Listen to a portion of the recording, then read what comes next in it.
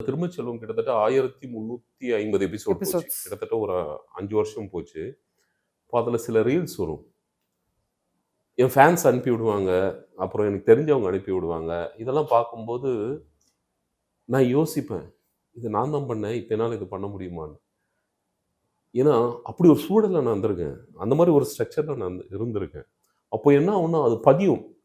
இப்ப நீங்க கூட கேட்டீங்க, "எப்படி சார் 20 வருஷமா இப்படியே ஆ. இருக்கிறீங்கன்னு?" அப்போ 20 வருஷத்துக்கு முன்னாடி நீங்க என்ன பார்த்திருக்கீங்க.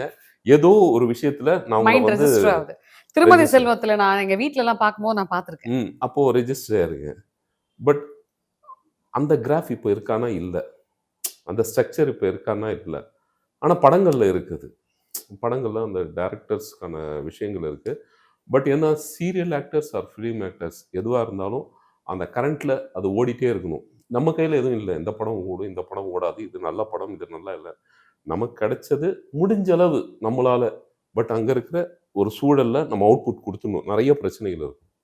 ஏன்னா கிட்டத்தட்ட 24 கிராஃப்ட் ஒர்க் பண்ற இடம். வா!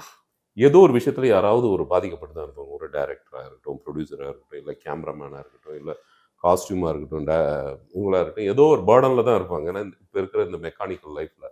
அவங்க ஏதோ ஒரு விஷயத்த நம்ம மேல ரியாக்ட் பண்ணும்போது, நம்ம புரிஞ்சுக்காம அங்க ரியாக்ட் பண்ணிட்டோம்னு வைங்க. அது மைண்ட்ல இருந்ததுன்னு வைங்க. நம்ம கான்சன்ட்ரேஷன் இதுல பண்ண முடியாது.